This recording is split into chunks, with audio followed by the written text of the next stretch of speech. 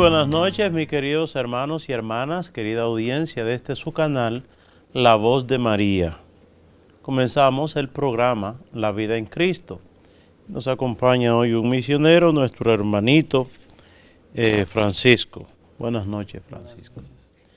Bien, vamos a adentrarnos al tema y lo que vamos a tratar hoy, ¿qué nos enseña Jesús con su vida y con sus palabras sobre cuál debe ser nuestra relación con los más pobres? ¿Cuál era el sentimiento y las actitudes de Jesús con los más pobres? Eso lo vamos a ver.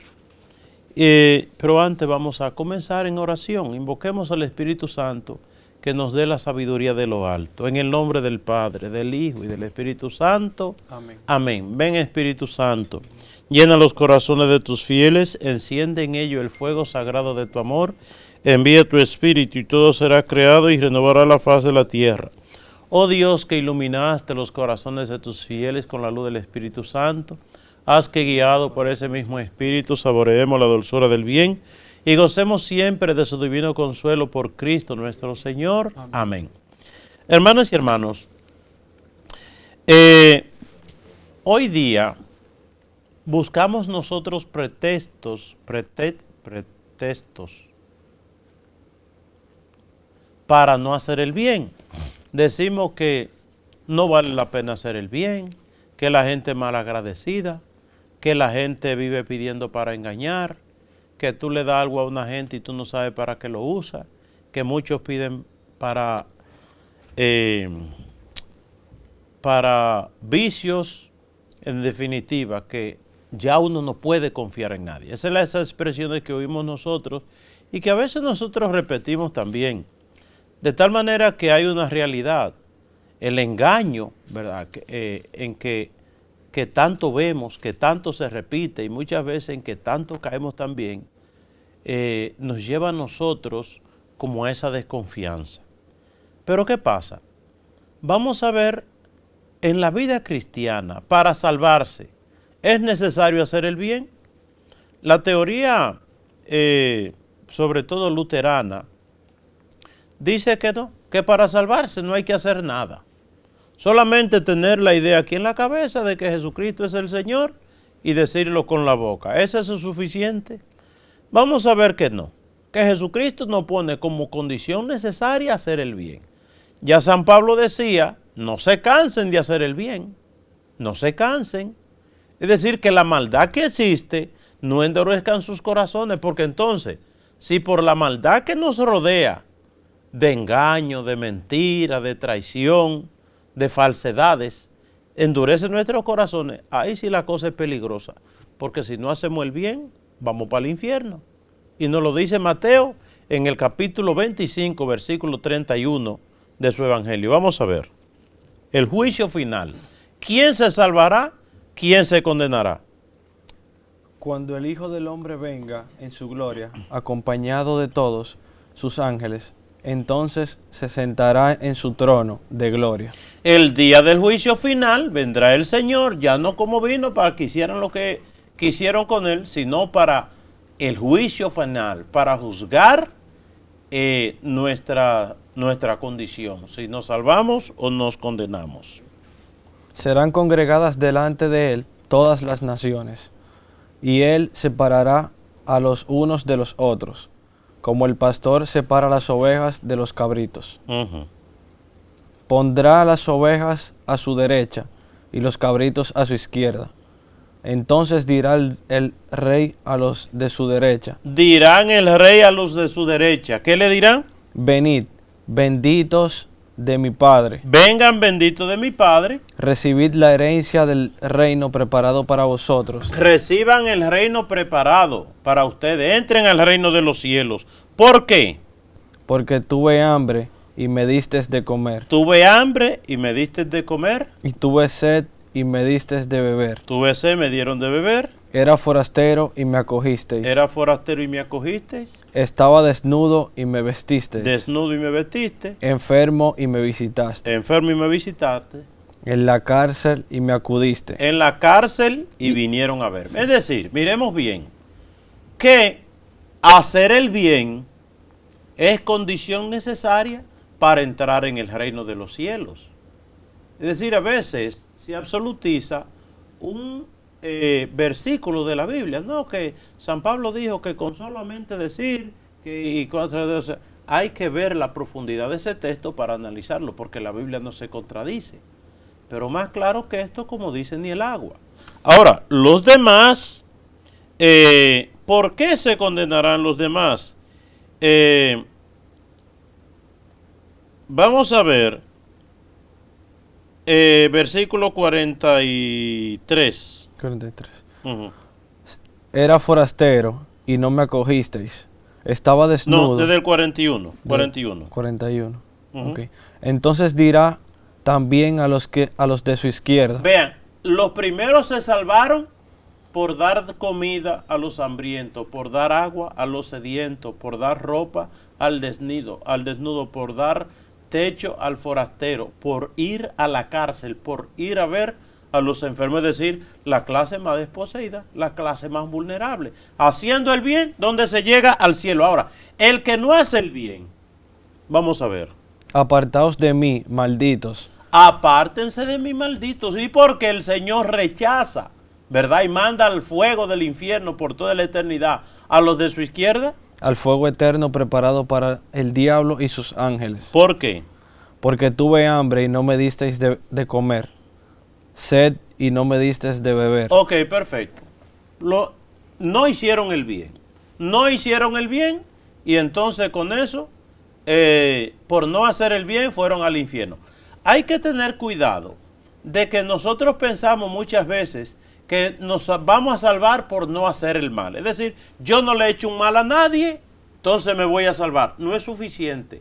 Hay que hacer el bien. Es decir, ¿qué es una persona que no hace el mal? No es malo. Fulano no es malo porque fulano no le hace mal a nadie. Ahora, ese fulano que no es malo, es bueno, no. No es malo el que no hace maldad. Ahora, ¿quién es bueno? El que hace el bien. Para entrar al reino de los cielos hay que ser bueno, es decir, hay que hacer el bien. Pero miremos bien, vamos al Evangelio de San Lucas, que está más para adelante. Sí. El Evangelio de San Lucas, en el capítulo 3, versículo 10 en adelante. San Lucas, ¿qué nos trae en este capítulo 3? Capítulo 3. ¿Qué nos trae San Lucas? La predicación, ¿verdad?, de Juan el Bautista, cuando le está hablando ahí a la gente y diciéndole que hay que convertirse. ¿Qué implica convertirse en el lenguaje de San Juan el Bautista? Vamos a ver qué le dice cuando la gente... hay que convertirse, hay que arrepentirse. ¿Y qué significa eso? Versículo 10, ¿qué le preguntó la gente a Juan? ¿Qué debemos hacer? ¿Qué debemos hacer? Es decir, Juan le hablaba que hay que convertirse. Y entonces la gente decía, ajá, tenemos que convertirnos. Pero ¿qué significa convertirse? ¿Qué debemos de hacer? ¿Y qué le dijo Juan el Bautista? ¿Cuál fue la respuesta? El que tenga 2 túnicas, que las reparta con el que no tiene. El que tenga 2 túnicas, en aquel tiempo que 2 túnicas era mucho, que la reparta con el que no tiene. ¿Quién es el que no tiene? El pobre, el indigente, el vulnerable. El que tenga para comer, que haga lo mismo. Y el que tenga comida también, que haga lo mismo, que reparta con el que no tiene. Es decir, es condición necesaria para llegar al reino de los cielos las obras de caridad. Las obras de caridad. ¿Cuáles son las obras de caridad? Se desprenden de Mateo 25, 31 y siguiente: dar de comer al hambriento, dar agua al sediento, dar ropa al desnudo, dar techo al forastero, visitar al preso, visitar al que está enfermo, y otra cosa también, ayudar a enterrar a los enfermos. Pero vamos a ver, está la enseñanza de Mateo 25 de Jesucristo, la enseñanza de San Juan el Bautista, ¿y qué tenemos que hacer? El que tenga ropa, que le dé al que no tiene, el que tenga comida, que le dé también al que no tiene. Es decir, aunque más incompleto que Jesucristo en el Mateo 25, pero viene siendo lo mismo. Tú auxilia, socorre, ayuda y hazte solidario con el más pobre. Así tú llegarás al reino de los cielos. Ahora, vamos a ver en ese capítulo, en ese mismo evangelio de San Lucas, en el capítulo 7, cómo eran los sentimientos de Jesús frente al necesitado, frente al indigente, frente a aquel que sufría. Vamos a ver en el capítulo 7, del 11 al 17. Capítulo 7, del 11 al 17, cómo Jesucristo ve una situación de dolor, de sufrimiento, y se queda Jesús como si nada. No, vamos a ver. A continuación se fue a una ciudad llamada Naín. Iba con él sus discípulos y una gran muchedumbre. Cuando se acercaba a la puerta de la ciudad, sacaban a enterrar a un muerto, hijo único de su madre, que era viuda. Era viuda, oigan bien, una mujer que tenía un solo hijo, había perdido su esposo y se le muere su hijo. ¿Te quiere cosa más fuerte, más triste que esta? La viuda quedó con un dolor y viene ese funeral, podemos decir, y Jesús ve la escena. ¿Y qué hace Jesús? La acompañaba mucha gente de la ciudad. Al verla, el Señor tuvo compasión de ella y le dijo, no llores. No llores, es decir, Jesús tuvo compasión. Compasión no es decirle, mira, que Dios te bendiga, que lo vamos a ver también en la carta de Santiago.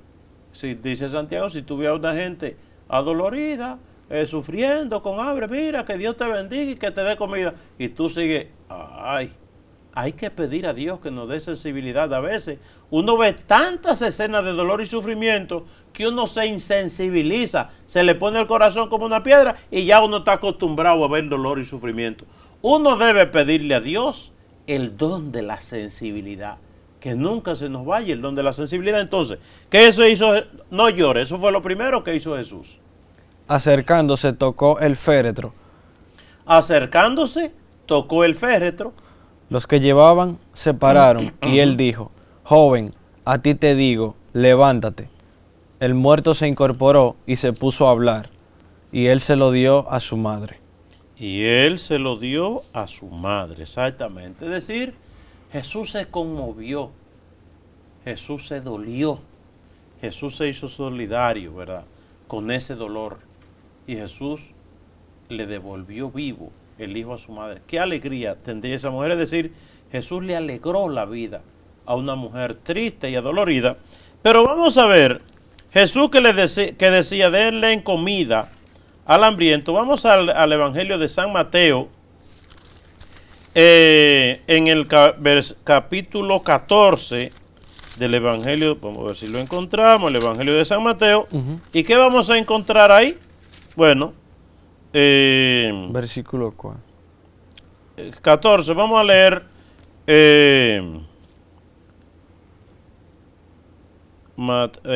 del Evangelio de San Mateo, desde el 13.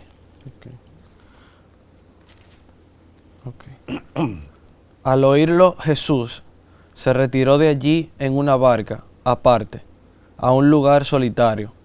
En cuanto lo supieron las gentes, le siguieron a pie de las ciudades. Al desembarcar, vio mucha gente, sintió compasión de ellos y curó a sus enfermos.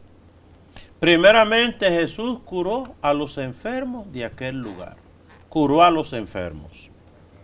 Al atardecer, se le acercaron los discípulos diciendo, el lugar está deshabilitado y la hora es ya pasada. Despide pues a la gente para que vayan a los pueblos y se compren comida. Eso podemos nosotros tener esa actitud. Mira, que la gente se vaya y cada quien resuelva su problema, ¿verdad? Pero ¿qué dice Jesús? No tienen por qué marcharse. Dadles vosotros de comer. Denle ustedes de comer. Lo más fácil es decirle al otro, mira a ver que Dios te ayude y resuelve tus problemas. Pero Jesús le dice una cosa, no. Denle ustedes de comer. Es una responsabilidad nuestra, esta gente. Le dicen ellos, no tenemos aquí más que 5 panes y 2 peces. Él les dijo, traédmelos acá. Y ordenó a la gente reclinarse sobre la hierba. Luego tomó los 5 panes y los 2 peces, y levantando los ojos al cielo, pronunció la bendición y, partiéndolos, dio los panes a los discípulos y los discípulos a la gente. Comieron todos y se saciaron. Comieron todo y se saciaron. Vamos a ver el capítulo que es paralelo a este, la multiplicación de los panes, en el Evangelio de San Juan, más adelante. Vamos al Evangelio de San Juan en el capítulo 6. 6. Ajá, capítulo 6 del Evangelio de San Juan. Vamos a leer desde el 5. Ok. Al levantar Jesús los ojos y ver que venían hacia él mucha gente, dice a Felipe: ¿dónde nos procuraremos panes para que coman estos? Ajá, ¿dónde? Es decir, ya Jesús dice, como que entiende, ese es un problema mío.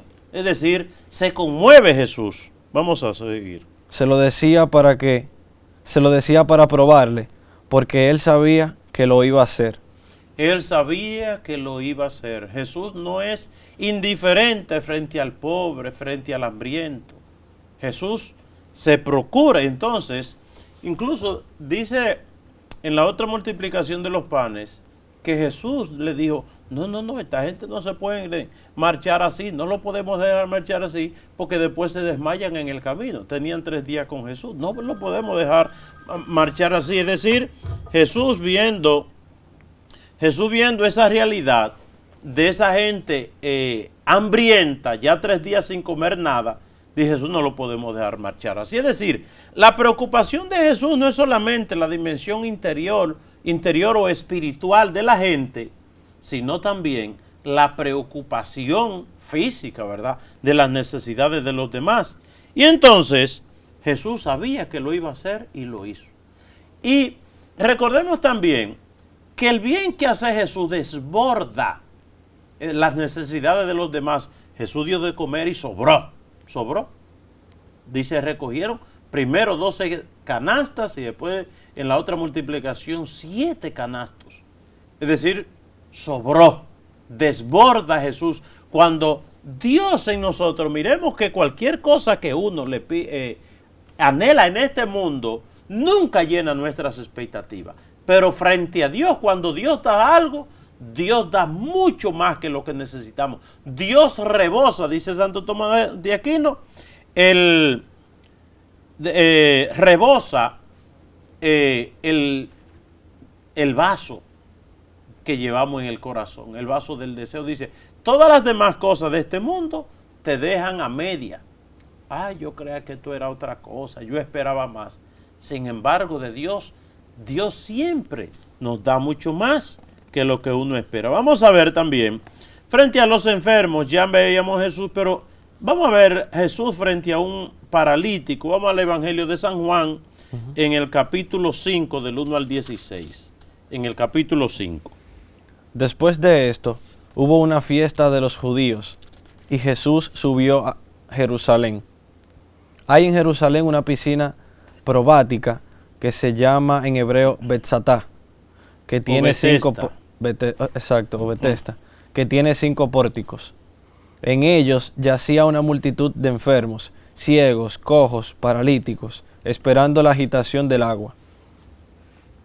Porque el ángel del Señor se lavaba de tiempo en tiempo en la piscina y agitaba el agua. Y el primero que se metía después de la agitación del agua recobraba la salud de cualquier mal que tuviera. Ok, mire, Jesús está allí y hay gente ahí esperando entrar a la piscina con la esperanza de sanarse cuando entre, cuando el agua empieza a moverse. Versículo 5. Había allí un hombre que llevaba 38 años enfermo. Jesús, viéndole tendido y sabiendo que llevaba ya mucho tiempo, le dice: ¿quieres recobrar la salud?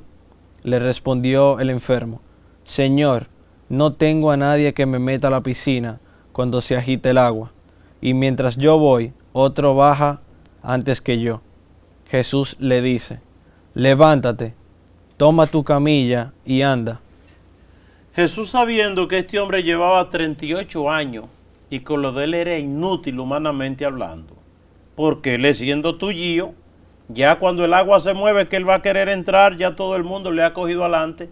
Jesús también en ese momento se conmueve. Vamos al Evangelio de Marcos, porque hay una clase en Israel en tiempos bíblicos que era una clase despreciada totalmente. Era una clase que la aislaban, era una clase que nadie quería ver una gente de esa cerca de ellos. Eran los leprosos. Y en el capítulo 1 del Evangelio de San Marcos, en el capítulo, versículo 40, vamos a versículo 40, ese es un capítulo largo, el capítulo 1. Ok, vamos a ver. Se le acerca un leproso suplicándole. Se le acerca un leproso suplicándole. El leproso se acerca, pero a cualquier persona que vea un leproso que se acerca, le sale corriendo. El único que enfrenta la realidad, y no solamente que se queda sino para poner remedio a ese mal. La lepra se consideraba en el tiempo de Jesucristo una maldición. Y se consideraba también que si usted se dejaba tocar por un leproso, ya usted también caía en maldición. Usted se consideraba en un impuro.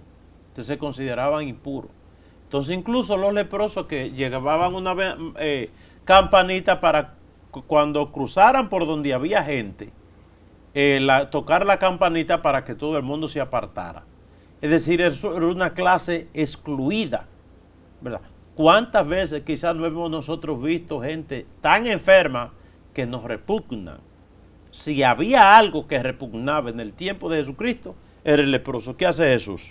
Y puesto de rodillas, le dice, si quieres, puedes limpiarme.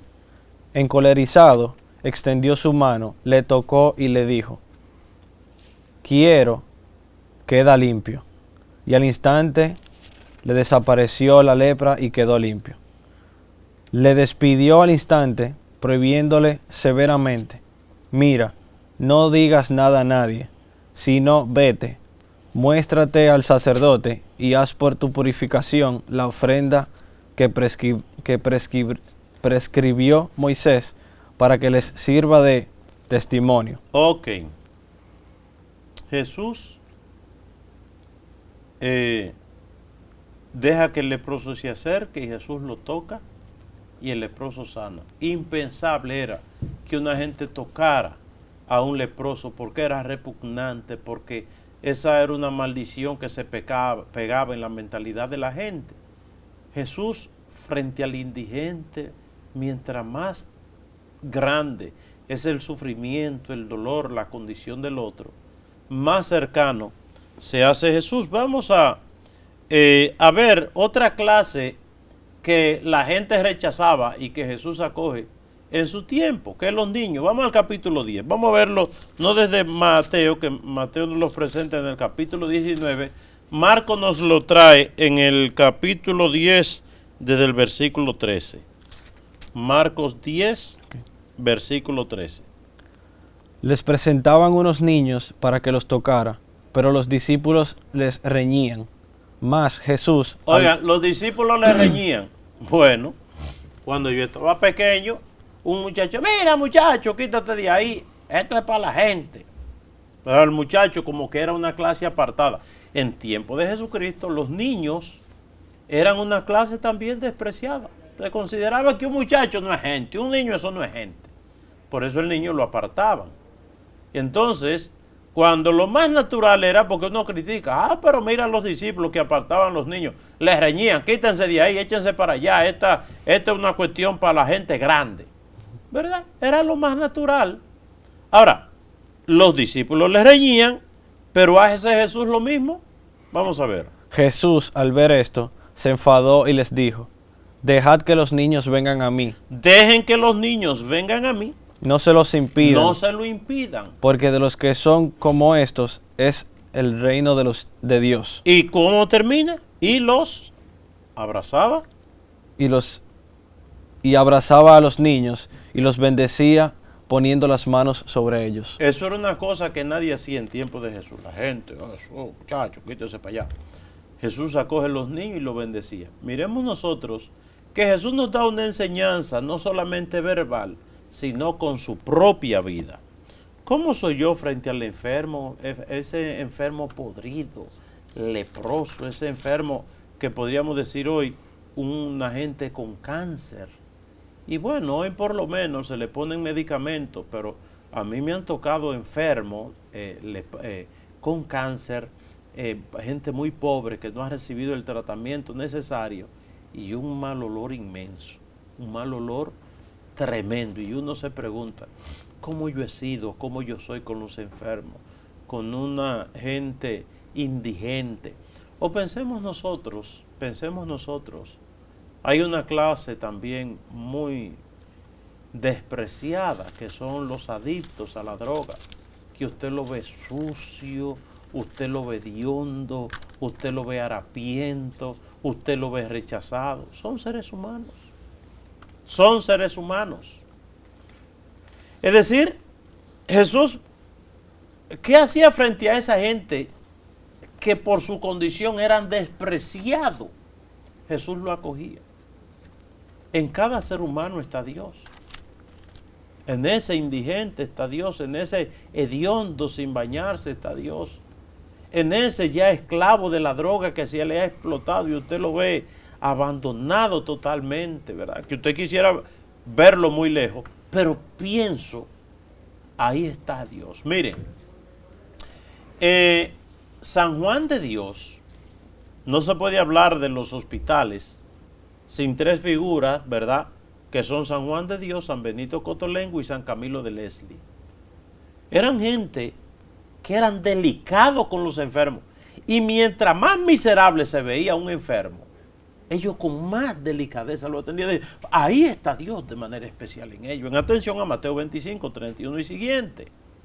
San Camilo de Leslie, o San Juan de Dios también, frente a un enfermo desbaratado, hediondo, putrefacto, se arrodillaban a pedirle la bendición. Se arrodillaban y lo trataban con una delicadeza, con un amor, con un cariño, con un cuidado. Porque ellos, oigan bien, cuando veían esa condición, lo que pensaban era en Jesús que se hacía presente. Decía, ¿quieres amar y servir a Jesús? Mira a un enfermo, rechazado y deprimido. Míralo. Y ahí está Jesús. Entonces, para eso es necesario que traspasemos nosotros lo que es la mirada de los ojos de la cara, para que uno mire con los ojos del corazón, con los ojos del alma. Es decir, esos santos miraban no con los ojos del corazón, sino con los ojos del alma. Y se sentían dichosos frente a un enfermo o frente a una persona despreciada por la sociedad. Porque decían eso, tenemos la oportunidad de servir a Dios en ellos, ¿verdad? Cosa muy impresionante. Entonces nos hace a nosotros, hoy que se pierde esa visión espiritual, esa visión, podemos decir, cristiana, y vemos las cosas simplemente de manera humana. Y como dice Santiago, llegó el rico, Jesús, venga, siéntese aquí, déjeme matar el gallo grande para hacerle un sancocho, déjeme buscar si en el campo el mejor racimo de plátano, y una atención y una cosa, incluso, matan un gallo, una gallina, y le ponen la gallina enterita al rico, vayan con los otros, como más yo, pero al rico. Y llega el pobre, siéntese ahí en el suelo, en el quicio, en un rincón, en el pilón de majar café. Siéntese ahí y quizás se va rápido. Hay que hacer las cosas con vista a la salvación eterna. Incluso dice Jesucristo, mira, te voy a dar un consejo, que una vez invitaron a Jesús a un sancocho, una sopa, no sé, algo así, una comida. Uno dice que lo invitaran a una comida y entonces Jesús, viendo la gente que hay, le dijo al dueño de casa, ven acá, que te voy a dar un consejito. Dice, mira, cuando tú des una comida, un banquete, invita a la gente pobre, a los tullíos, a los cojos, a los inválidos, a los ciegos, a los que andan pidiendo por la calle, a los que no tienen oportunidad de bañarse. Y dale la comida a esa gente. ¿Tú sabes por qué? Porque esa gente ninguno te van a pagar. Y te pagará Dios con intereses de vida eterna el día del juicio final. Tú haciendo eso te va a ganar el reino de los cielos. Pero si tú invitas a un rico, una cosa, un día te invitan a su casa, te dan una comidita y ya te pagaron. Hagan las cosas, dice Jesús, no para que la gente le pague, sino para que le pague Dios. De ahí tan importante es que nosotros meditemos eso, porque la gente incluso dice, no es que la gente es malagradecida, tú le haces un bien y no te lo devuelven, es que no podemos ser brutos. Tú haces un bien, el otro te devolvió y ahí quedó la cosa. Pero si te hace un bien y el otro no te paga, te pagará Dios. Y Dios, si es ese y paga bien, porque si tú me haces un bien a mí, yo te pago con cositas que el día que te mueres se acaban. Pero si tú lo haces a un indigente, a un pobre, y deja que te pague Dios, Dios te va a pagar el día del juicio final con intereses de vida eterna, con bendiciones y bienes y riqueza que no pasan nunca. Es decir, hacer las cosas para que pague Dios, ¿verdad? Y entonces, vamos a pasar, ¿qué aprendieron los discípulos? Una cosa es la enseñanza de Jesús en los evangelios, pero murió Jesús. Y entonces, ¿qué aprendieron los discípulos? Vamos a ver, Hechos 2:44. Vamos a los Hechos de los Apóstoles. Ya vimos algunos elementos que son tantas las actitudes que podemos ver en Jesús. Cómo era Jesús frente a los ciegos, frente a los leprosos, frente a los pobres, frente al hambriento, frente al que tiene un dolor, la viuda que había perdido a su esposo.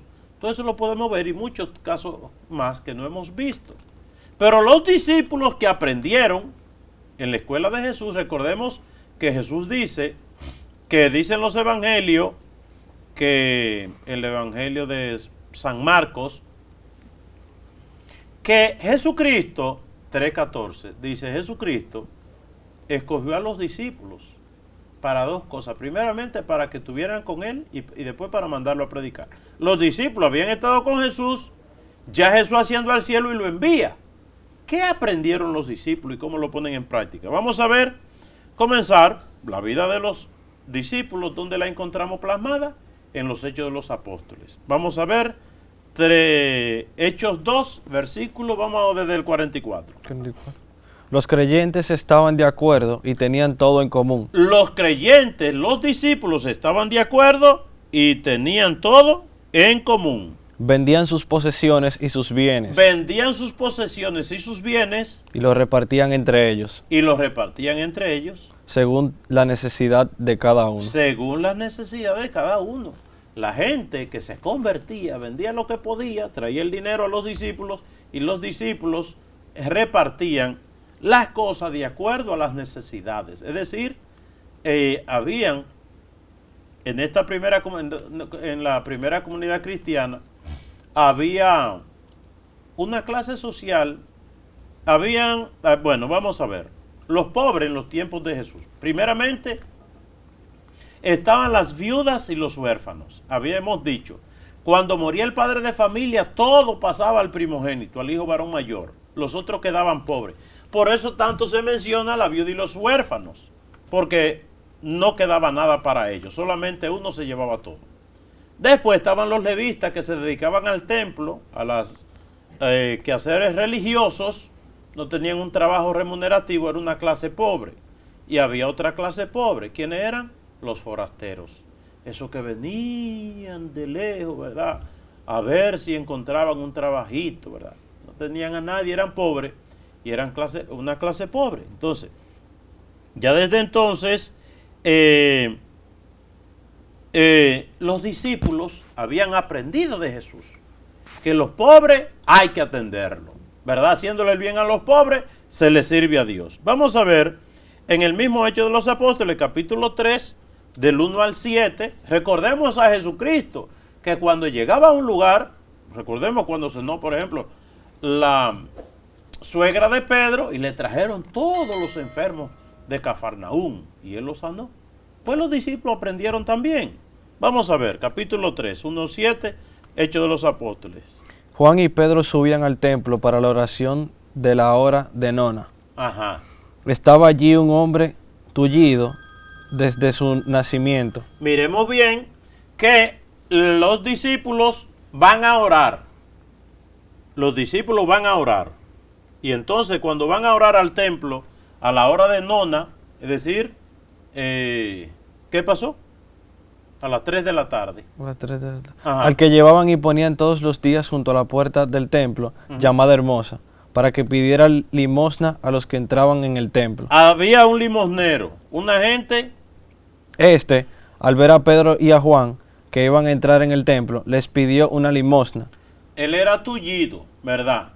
Entonces le piden una limosna a Pedro y a Juan, que van al templo a orar. Pedro, fijando en él la mirada justamente con Juan, le dijo, míranos. Él les miraba con fijeza, esperando recibir algo de ellos. Pedro le dijo, no tengo plata ni oro, pero lo que tengo, yo te lo doy. En nombre de Jesucristo, el Nazareno, echa a andar. Y tomándole de la mano derecha, le levantó. Ok, vamos a ver. Se sanó el tullido. Vamos a ver. ¿Para dónde iban Juan y Pedro? Al templo. Ahí iban al templo a orar. Eso que se preocupaban por los pobres. Eso que repartían entre los más necesitados lo que le traían. Iban al templo a orar. Y dice que eran asiduos al templo. Hechos 2:42. Vamos a ahí mismo, desde el versículo 42, para que veamos una cosa. Se mantenían constantes en la enseñanza de los apóstoles. Se mantenían constantes la primera comunidad cristiana en la enseñanza de los apóstoles, es decir, en la catequesis. ¿Qué más? En la comunión. En la comunión. En la fracción del pan. En la fracción del pan en la Eucaristía. Los discípulos iban al templo y oraban y celebraban también la Eucaristía. Ajá, sigue. Y en las oraciones. Y en las oraciones. Pero el temor se apoderaba de todos, pues los apóstoles realizaban muchos prodigios y signos. Ajá. Ok, perfecto. Y curaban a los enfermos. Exacto. Atendían a la viuda, atendían a los huérfanos. Entonces vamos a ver, antes de hacer un comentario, vamos a ver por qué se eligieron los diáconos, capítulo 6 del Evangelio de San Juan, de los Hechos de los Apóstoles. Ahí mismo, Hechos de los Apóstoles, capítulo 6. Versículo. Desde el 1. Ok. Por aquellos días, al multiplicarse los discípulos, hubo quejas de los helenistas contra los hebreos. Los helenistas eran los griegos, contra los hebreos. Porque sus viudas eran desatendidas en la asistencia cotidiana. Ok. Había crecido el número de los discípulos, de los cristianos, de los convertidos, y era tanto el quehacer religioso, la predicación y la extensión del evangelio, que algunas viudas eran desatendidas. Entonces se vio el problema. Hay viudas que necesitan atención. ¿Qué hicieron? Los 12 convocaron la asamblea de los discípulos y dijeron, no está bien que nosotros abandonemos la palabra de Dios por servir a las mesas. Por tanto, hermanos, buscad de entre vosotros a siete hombres de buena fama, llenos de espíritu y de saber, y los pondremos al frente de esa tarea, mientras que nosotros nos dedicaremos a la oración y al ministerio de la palabra. Ok, perfecto. Vamos a hacer las dos cosas. Se predica la palabra, los sacramentos, la Eucaristía, pero también la atención a los pobres. No una sola cosa, sino las dos cosas. Hay gente, y sobre todo hoy se oye mucho eso, no, yo le doy la comida a un pobre, yo le doy un plato de comida a un pobre, yo no tengo que ir a la iglesia. No seamos brutos. Los discípulos le daban comida a los pobres y también iban al templo y celebraban la Eucaristía y los sacramentos. No, es que yo, si veo un pobre y le doy alguito y ya no tengo que ir a la iglesia o no tengo que rezar. No sea usted bruto. Son cosas que usted se inventa. Eso no está en la Biblia. Que con usted darle a los pobres algo, con eso hay. Si no, los políticos nos cogen en la delantera. Porque aunque sea por política, les reparten comida y le dan algo a los pobres, tarjeta de solidaridad y tarjeta de esto y fundita y esto y lo otro. Entonces, pues ellos son santos porque ellos dan cositas. Hace falta la dimensión espiritual. Hace falta el cultivo de la vida interior, de la vida del alma. Es decir, ahí vemos a Juan y Pedro que iban al templo. No, ellos iban al templo porque no ayudaban a los pobres. Claro que ayudaban a los pobres, pero también iban al templo. Entonces, los pobres La elección de los diáconos en los Hechos de los Apóstoles es para atender a las viudas, a los pobres, para esa dimensión social de la iglesia. La iglesia nunca ha descuidado la atención social a los más pobres. En la parroquia donde yo estoy, Parroquia Sagrada Familia, se le da comida mensual a más de 100 familias pobres, indigentes, tullidos, inválidos, gente que no pueden valerse por sí mismo. El diácono Dagoberto es el encargado con un grupo que se llama, el grupo, ¿cómo se llama? Se me olvidó.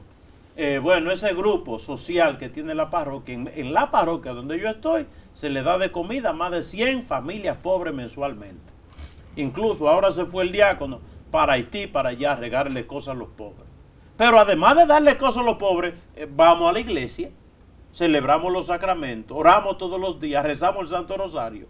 Es decir, no se trata de que ya yo con darle un plato de comida a un pobre o algo a un necesitado que pasó enfrente a mi casa, ya con eso tengo. No solo de pan vive el hombre, hay que alimentar la vida espiritual también.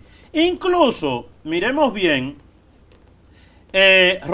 vamos a Romanos 15, 26. ¿Qué vamos a ver en Romanos 15, 26? Que se hacían colectas en la iglesia para los más pobres. Es decir, vamos a ver. Pues Macedonia y Acaya, dos comunidades, tuvieron a bien hacer una colecta en favor de los pobres de entre los santos de Jerusalén. Ok, los pobres que vivían en Jerusalén. Entonces yo, en atención a esos pobres de Jerusalén, en Acacia y Acaya, dos comunidades, hicieron una colecta, ¿verdad? Y era una cuestión común. ¿Qué le dice? Vamos a Gálatas. Si quieres te lo ayudo a buscar. No, Gálatas 2:10. Vamos a ver. 10. Solo nos pidieron que nos acordáramos de los pobres. Ok, ¿quién? Vamos desde el 7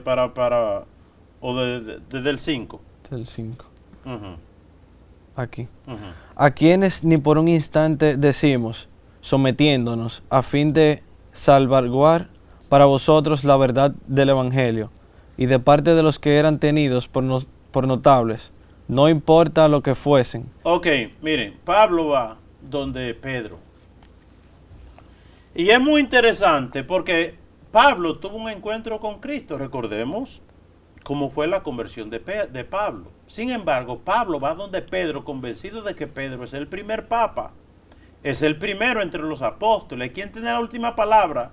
Y entonces le dice, mira, Pedro, yo he predicado esto y esto y esto. Y dice Pablo, yo fui y le dije, ¿para qué? No vaya a ser cosa que yo esté predicando cosas que no son.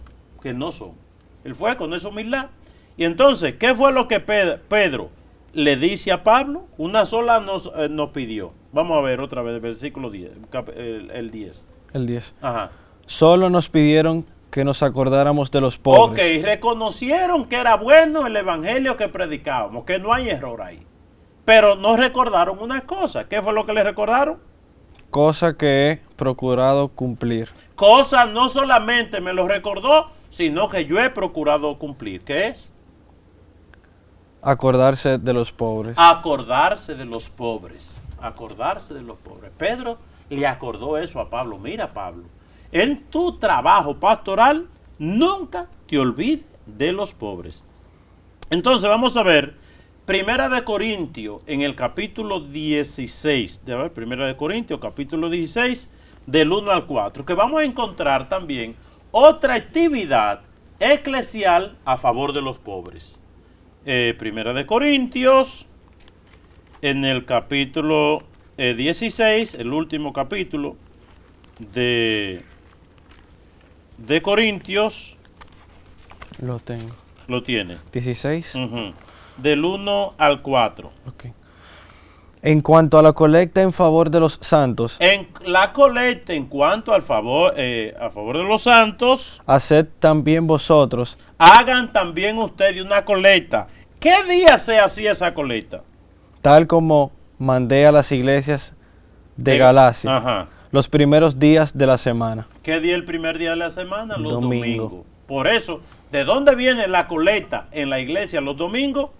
Ahí, en Primera de Corintios, capítulo 16, versículo del 1 al 4. Dice, hagan una colecta el domingo a favor de la iglesia. Entonces,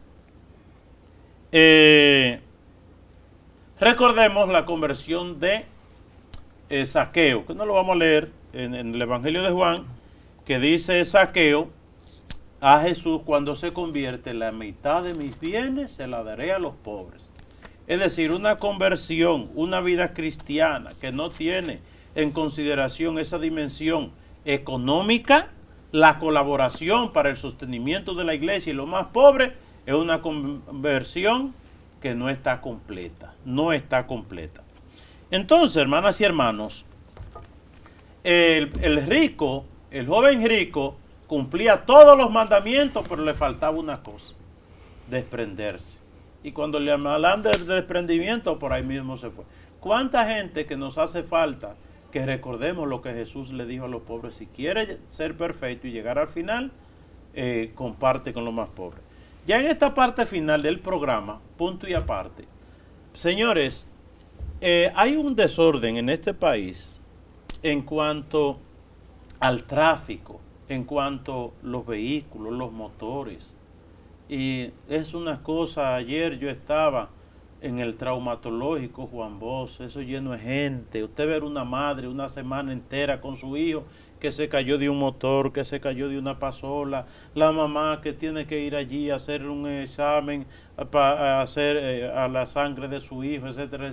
Son cosas tan tristes, y yo le quiero hacer un llamado a lo que nos llamamos cristianos. Cuando usted salga en un vehículo, en un motor, usted no puede ser causa de accidente, de desorden. El amor a la vida propia, el amor a los demás, me lleva a una actitud en el manejo de prudencia, de cuidado, de orden, de disciplina. El cristiano debe ser disciplinado, cuidadoso y ordenado hasta para manejar y guiar un vehículo. Porque cuando va en un motor, ir con cuidado, no evitar las imprudencias.